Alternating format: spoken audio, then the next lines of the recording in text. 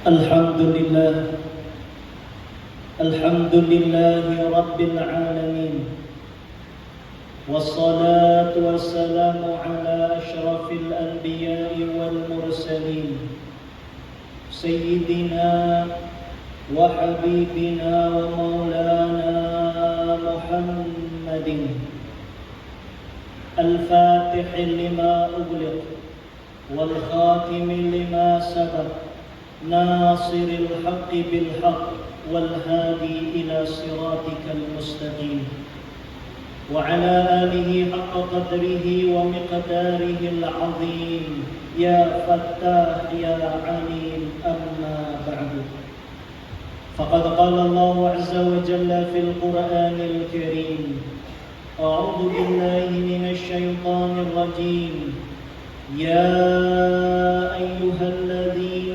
آمنوا اتقوا الله حق تقاته ولا تموتن إلا وأنتم مسلمون وقال تعالى أيضا الذي خلق الموت والحياة ليبلوكم أيكم أحسن عملا وهو العزيز الغفور صدق الله العظيم ونحن على ذلك من الشاهدين.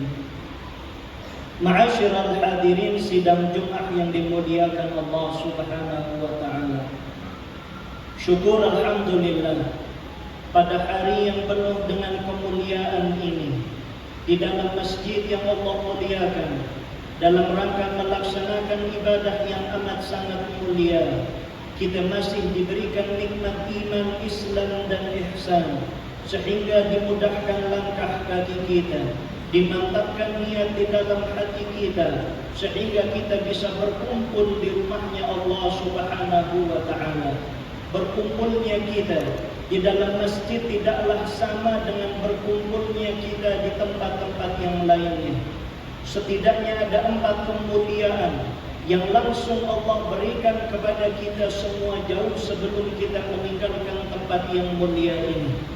Nabi Muhammad sallallahu alaihi wasallam bersabda di dalam hadis sahihnya, kata beliau sallallahu alaihi wasallam, la yaq'udu qaumun yadhkuruna Allah azza wa jalla, tidaklah duduk di antara umatku. Di dalam riwayat lain, la yaq'udu qaumun fi baitin min buyutillah, tidaklah duduk dari umatku di dalam salah satu rumah-rumahnya Allah Subhanahu wa taala yadhkurunallah. Mereka semua lalu kemudian berzikir mengingat Allah Subhanahu wa taala.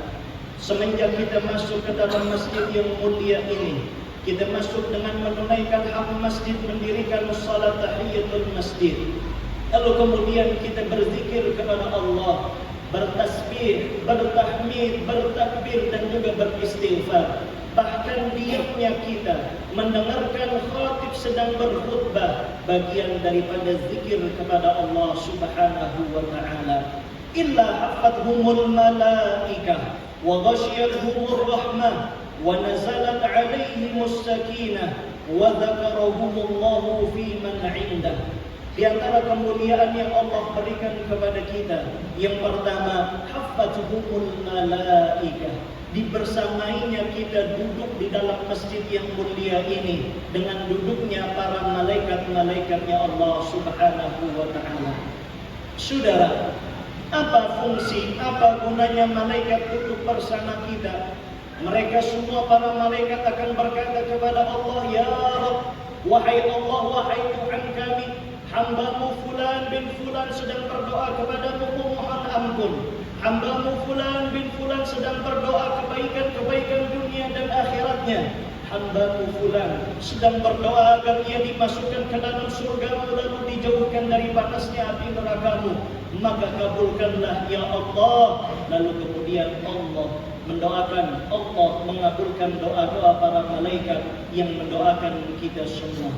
Yang kedua saudara, wa ghasyiyatuhumur rahmah, kita akan diberikan cucuran daripada rahmat mulianya Allah Subhanahu wa Ta'ala. Sebagaimana kita memasuki masjid yang mulia ini, kita membaca doa, ya Allah, bukakanlah pintu rahmat-rahmat-Mu, dan itulah yang senantiasa akan diberikan kepada kita semua.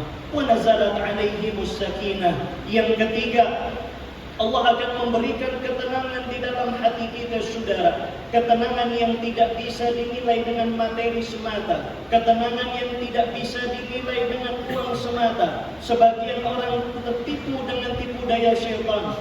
Mereka pikir kebahagiaan, ketenangan akan senantiasa datang dengan banyaknya uang, akan senantiasa datang dengan tingginya jabatan. Tapi sekali-kali tidak, saudara, bahwa ketenangan itu datang dari Allah Subhanahu wa Ta'ala kepada hati orang-orang yang beriman. Tidakkah kita melihat di hadapan kita berapa banyak orang-orang yang kemudian mendapatkan banyaknya harta, tapi dengan sesuatu yang Allah haramkan, sekalipun hatinya tidak merasakan ketenangan. Itu tidak diberikan kepada mereka, tapi diberikan kepada kita semua. Dan yang terakhir, wa dzakarahumullahu fi man indah. Kemuliaan yang keempat, duduknya kita di masjid yang mulia ini adalah kita dibanggakan di hadapan para malaikat-malaikatnya Allah Subhanahu wa Ta'ala. Maka mudah-mudahan duduknya kita mendengarkan khutbah yang mulia ini, menantikan didirikannya salat Jumat yang mulia ini, senantiasa diberikan kemuliaan oleh Allah Subhanahu wa Ta'ala. Amin ya rabbal alamin. Saudara hadirin yang dimuliakan Allah, kehidupan yang dijalani seseorang di dunia mestilah tidak luput dari yang namanya musibah. Bahkan tidak sedikit dari kita lalu kemudian menganggap bahwa kitalah yang paling banyak musibah, kitalah yang paling banyak cobaannya, kitalah yang paling banyak ujiannya. Padahal di hadapan sahabat Rasulullah SAW pernah bersabda bahwa yang paling banyak cobaannya, yang paling banyak ujiannya adalah para nabi. Lalu kemudian orang-orang, golongan di bawah para nabi dan golongan di bawah setelahnya. Itu semua bisa dibuktikan dengan seringnya kita mendengarkan daripada kisahnya para nabi. Adakah di antara kita kemudian yang pernah dijebloskan ke dalam sumur oleh saudara-saudaranya? Adakah di antara kita di sini semua yang pernah dibakar hidup-hidup? Adakah di antara kita semua di sini yang pernah dilempari oleh kotoran binatang, dilempari oleh kotoran unta ketika ia sedang salat? Demi Allah, tidak ada di antara kita kecuali itu pernah terjadi kepada Nabi Musa alaihi salam, kepada Nabi Ibrahim alaihi salam, dan kepada baginda Nabi Muhammad sallallahu alaihi wasallam. Lalu kemudian sebagian kita ketika mendapati ujian cobaan kepada Allah, memperbaiki daripada ibadahnya, bermunajat, berdoa kepada Allah dengan harapan selesainya kita dari ibadah, selesainya kita dari berdoa, lalu kemudian masalah kita selesai. Ternyata tidak, saudara. Allah Subhanahu wa Ta'ala berfirman, "Alladzi khalaqal mauta wal hayata liyabluwakum ayyukum ahsanu amala." Justru sebaliknya, ketika kita sedang meningkatkan ibadah kita, berjuang di dalam doa, bermunajat di tengah malam, justru semakin tinggi derajat kita di sisi Allah, semakin tinggi ujian yang akan datang. Maka bagi kita semua yang sedang berada di dalam musibah yang tidak kunjung henti, datang satu musibah, selesai datang yang lainnya. Belum selesai musibah yang sedang kita alami, datang musibah yang lainnya. Ingatlah nasihat para ulama, kata para ulama, ad-dunya darul bala wal akhiratu darul jaza. Bahwa dunia ini memanglah tempatnya ujian, dunia ini memanglah tempatnya bala dan musibah, dan akhirat nanti adalah tempatnya balasan. Maka sia-sialah kita yang kemudian berharap balasan di dunia, padahal nanti Allah akan memberikan di akhirat. Bayangkan, siapakah di antara kita yang paling banyak amalnya?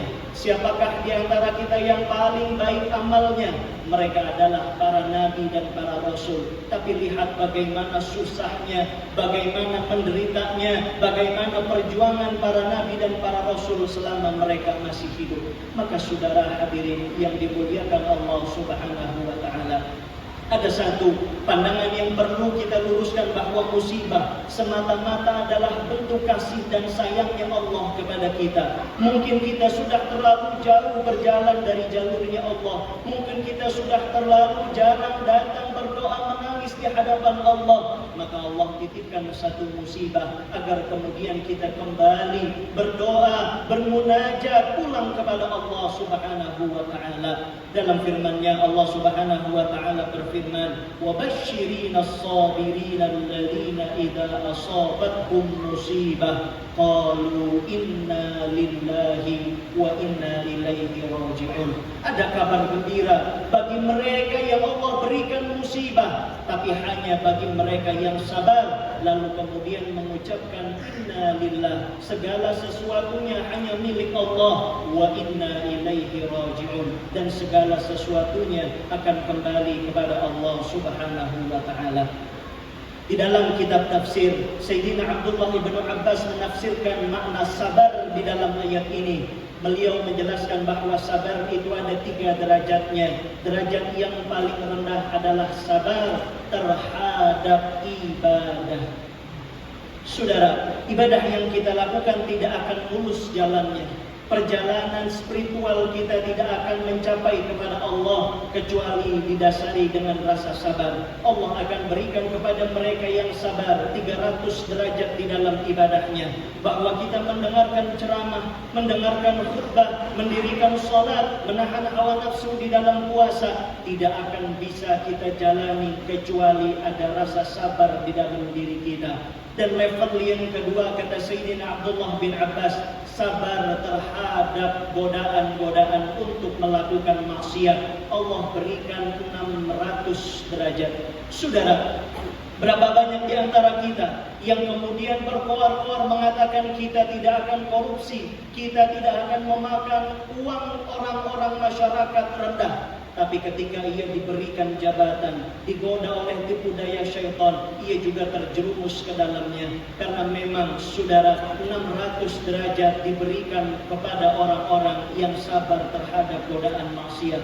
Dan sabar yang paling tinggi nilainya di sisi Allah diberikan 900 derajat di sisi Allah Subhanahu wa taala adalah as-sabru 'inda as-sadmatil ula, yaitu sabar pada pukulan pertama ketika kita mendapatkan musibah dari Allah Subhanahu wa taala. Saudara hadirin yang dimuliakan Allah, satu kali Rasulullah melewati satu pekuburan, lalu didapati seorang perempuan sedang menangisi kubur suaminya. Ia berteriak-teriak, ia marah-marah, tidak terima dengan takdir Allah Subhanahu wa taala. Lalu dari kejauhan, dari belakang perempuan ini kata Rasulullah, "Isbir ya ikhti, sabarlah wahai saudariku." Perempuan ini yang tidak menoleh, yang tidak melihat siapa di belakangnya, lalu kemudian berkata, "Engkau mampu sabar karena engkau tidak merasakan apa yang aku rasakan."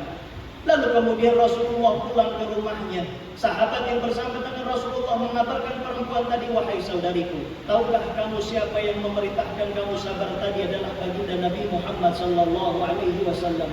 Ketika tahu perempuan ini bahwa yang menasihatinya adalah baginda Nabi, ia lalu kemudian mendatangi Nabi di rumahnya, lalu mengabarkan kepada Nabi, "Ya Rasulullah, sekarang saya sudah sabar, sekarang saya sudah menerima apa yang Allah takdirkan." Tapi lihat apa jawaban baginda Nabi Muhammad sallallahu alaihi wasallam, "Innamas sabru 'inda as-sadmatil ula." Bahwa sabar yang mendapatkan 900 derajat di sisi Allah Subhanahu wa taala adalah sabar yang ketika kali kita mendengar musibah dari Allah Subhanahu wa taala. Saudara, berapa banyak musibah, ujian, cobaan baru kita bisa mampu menerima, baru kita bisa tahu apa hikmah di dalamnya setelah berlalu bertahun-tahun lamanya. Tapi itu bukan di antara orang-orang yang istimewa. Orang-orang yang istimewa adalah mereka yang senantiasa selalu yakin bahwa di dalam musibah, di dalam ujian, di dalam cobaan ada rencana yang lebih baik, ialah rencana Allah Subhanahu wa taala. Hadis riwayat Imam Ahmad, Rasulullah sallallahu alaihi wasallam bersabda, kata beliau, "Ma min muslimin wala muslimatin musiba bi musibatin fayadhkuruha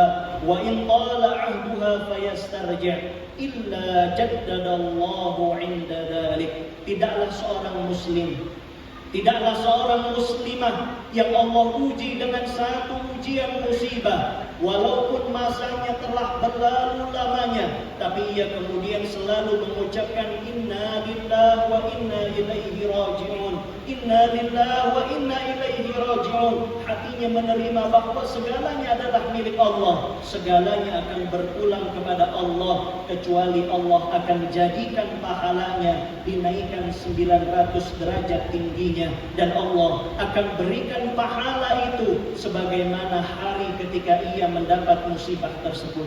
Maka saudara hadirin yang dimuliakan Allah Subhanahu wa taala, memperbanyak kalimat istirja, inna lillahi wa inna ilaihi raji'un adalah di antara amalan salafus saleh, amalan orang-orang saleh. Ia meyakinkan hatinya, menguatkan hatinya bahwa segala apa yang kita miliki pada hakikatnya adalah miliknya Allah, akan kembali kepada Allah. Maka di antara adab kita menerima musibah yang terjadi, memperbanyak inna lillahi wa inna ilaihi raji'un, sambil meyakini bahwa segalanya milik Allah dan akan kembali kepada Allah. Barakallahu li wa lakum fil Qur'anil azim wa nafa'ani wa iyyakum bima fihi minal ayati wa dzikril hakim. Aqulu qawli hadza fastaghfiruhu innahu huwal ghafurur rahim.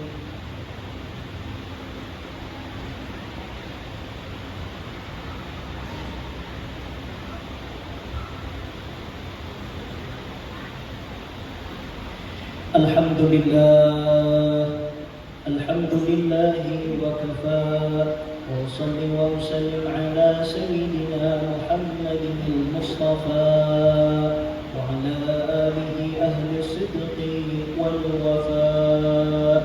Ashhadu an la ilaha illallah wahdahu la sharika lah, wa ashhadu anna sayyidana Muhammadan abduhu wa rasuluh لا نبي ولا رسول بعده. أما بعد فيا عباد الله اتقوا الله واعلموا أن الله أمركم بالصلاة والسلام على رسول الكريم. فقال سبحانه وتعالى إن الله وملائكته يصلون على النبي يا أيها الذين آمنوا صلوا عليه وسلموا تسليما. اللهم صل على سيدنا محمد وعلى آله وصحبه وبارك وسلم أجمعين. اللهم اغفر للمسلمين والمسلمات والمؤمنين والمؤمنات الأحياء منهم والأموات إنك سميع قريب مجيب الدعوات يا قاضي الحاجات. اللهم أرنا الحق حقا وارزقنا اتباعه، وأرنا الباطل باطلا وارزقنا اجتنابه. اللهم يا ربنا ظلمنا أنفسنا وإن لم تغفر لنا وترحمنا لنكونن من الخاسرين. اللهم أعز الإسلام والمسلمين، اللهم انصر الإسلام والمسلمين، اللهم انصر إخواننا المسلمين في فلسطين وفي سائر بلدان المسلمين. ربنا آتنا في الدنيا حسنة وفي الآخرة حسنة وقنا عذاب النار، والحمد لله رب العالمين.